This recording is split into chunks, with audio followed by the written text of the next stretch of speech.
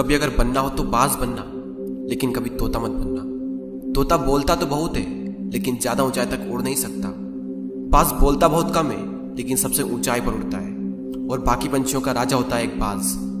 आज मैं आपको 5 ऐसे पॉइंट्स बताऊंगा जो कि हर इंसान को बाज से सीखना चाहिए, और लाइफ की बहुत बड़ी लर्निंग है इन 5 पॉइंट्स में। पहला लेसन, ईगल फ्लाई अलोन। बाज अकेले उड़ता है और बाकी पंछियों के मुकाबले सबसे ऊंचाई पर उड़ता है। बाज अकेले उड़ेगा, लेकिन कभी भी चिड़िया और छोटे पंछियों के साथ नहीं उड़ेगा। बाज हमेशा या तो बाज के साथ उड़ता है या फिर अकेला उड़ता है, और इस समय यह सीख मिलती है कि छोटी सोच वाले लोगों से हमेशा दूर रहें और अकेले रहो, क्योंकि यही वो समय है जब खुद को जानने का असली मौका मिलता है।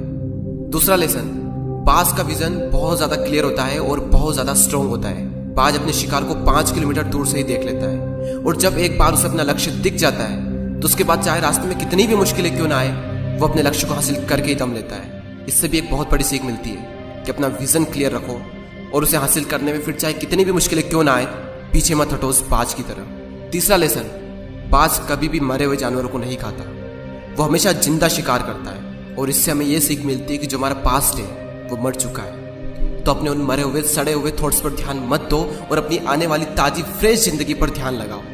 अपने पास्ट की पुरानी यादें जो तुम्हें तंग करती है, उन्हें वहीं रहने दो जहां पर उसकी जगह है, और तुम्हारे पास्ट की जगह है तुम्हारे पास्ट में, उसे वर्तमान में जगह मत दो। क्योंकि एक बार अगर तुम्हारा पास्ट तुम्हारे प्रेजेंट में आ गया तो तुम्हारा पास्ट तुम्हें कभी प्रेजेंट में नहीं रहने देगा। पास्ट में तुम्हारे साथ कितना भी बुरा क्यों ना हुआ हो, वो सब यादें, वो सब थॉट्स मर चुके हैं, और उस बाज की तरह बनो जो कभी भी मरी हुई चीजों को नहीं खाता। चौथा लेसन, जब आंधी तूफान आते हैं तो बाज बहुत ज्यादा एक्साइटेड हो जाता है।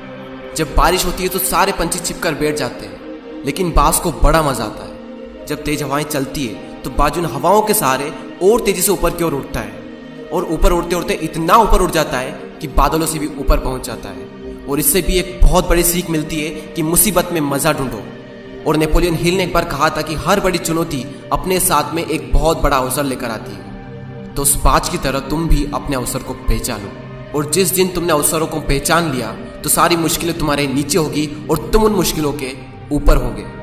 फिफ्थ लेसन, बाज अपने घोंसलों में से सॉफ्ट घास को हमेशा निकाल देता है, ताकि बाज का जो बच्चा होता है वो उसमें कंफर्टेबल ना हो सके, क्योंकि अगर वो घोंसले में कंफर्टेबल हो गया तो वो वहीं रहना पसंद करेगा। लेकिन बाज ऐसा कभी होने नहीं देता। बाज एक पंछी है, और उसे भी ये बात पता है कि there is no growth in comfort zone. लेकिन हम तो इंसान है ना, और इंसान होने के बावजूद भी कई सारे लोग इस बात को समझते ही नहीं।